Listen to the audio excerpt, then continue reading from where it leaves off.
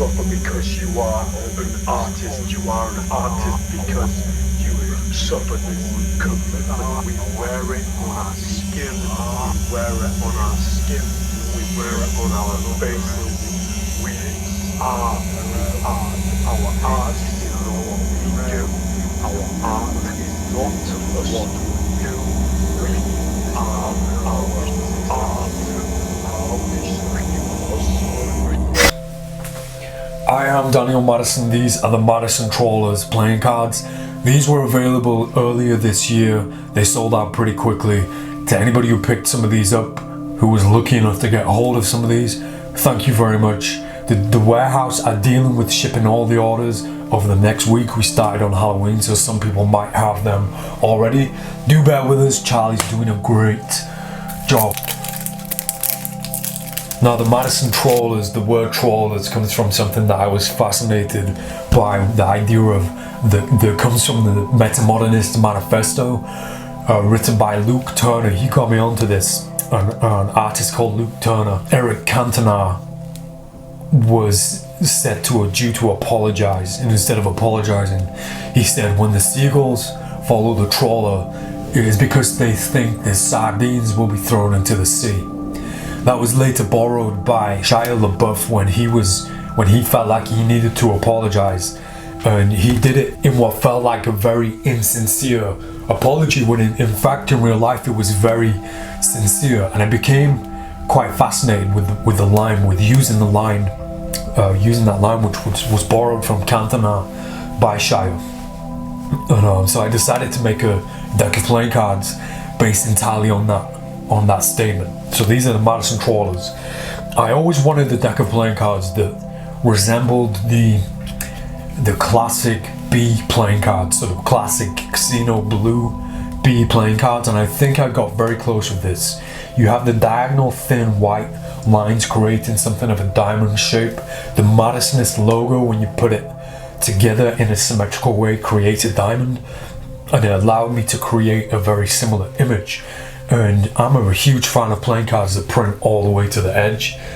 And I last did that with, I believe I did it with the Hustlers, with Madison Hustlers, but before that it was the Dealers. And this is kind of a tribute to the Dealers, one of my all-time favorite personal decks, which when we created that, the Dealers in blue, they didn't last long. They went out the door quickly and I never got any.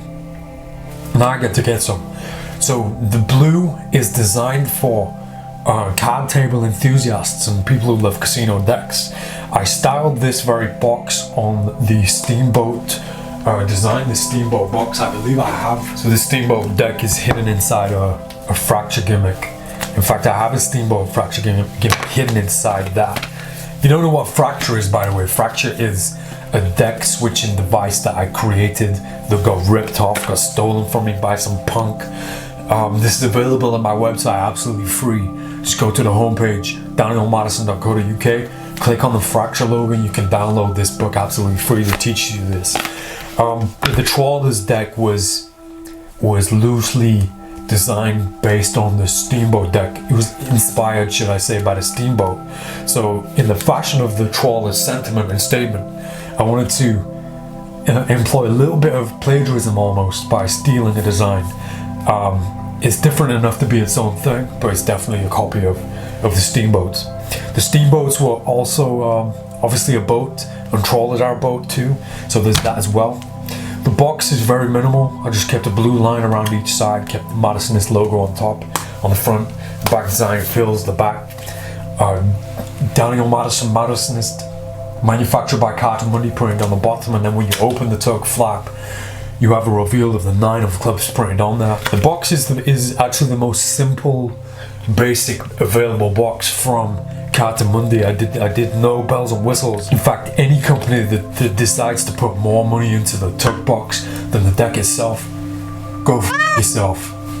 The deck inside the box is wrapped in cellophane. For Carter Mundi do that standard, and I think that's a really nice thing, a nice touch. Makes it feel more new, more clean, more legit, more real.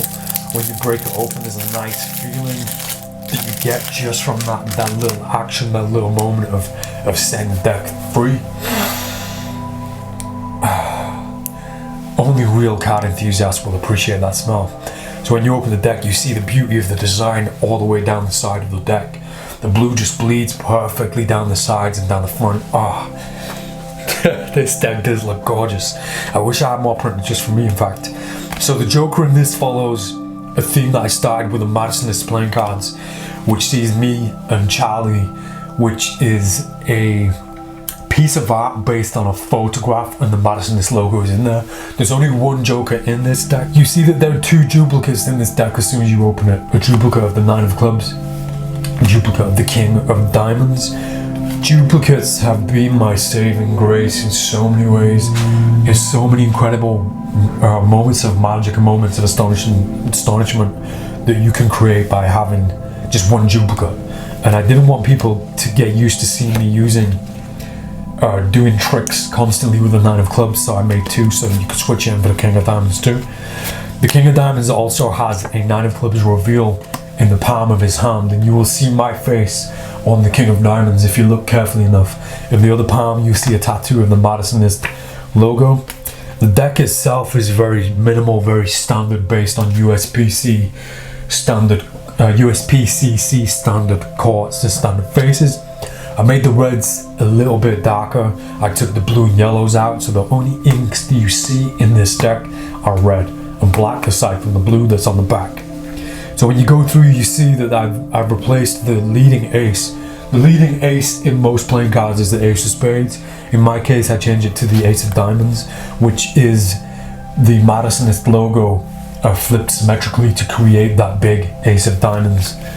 And as for the rest of the deck, nothing else really is different.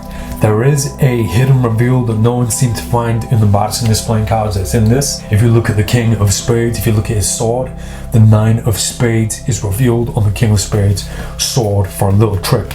I didn't want to directly rip off David Blaine, where he has one of the queens revealing one of the cards, so I've done it in my different ways by including the two black nines onto two of the kings.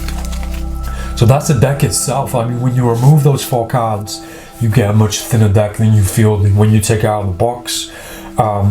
This is one of my all-time favorite perfect decks of playing cards, especially for card table deceptions. There's not so much more that I can say about the deck other than thank you so much to everybody who picked these decks up and helped me sell these out very quickly, and for the inspirations that came to this deck. And for the person that doesn't know that he inspired this deck, Luke Turner from Manchester, thank you so much for putting the idea in my head and what ultimately led to this. Hopefully one day I can personally hand one of these decks of cards over to you. As for now, the trailer for these playing cards is on the way very soon. I'm so excited about getting these playing cards on the table and putting them to use and showing you some cool stuff that I've been practicing. I'll be back soon with news on the Charlie Madison playing cards. I am Daniel Madison. Thanks for listening. See you next time.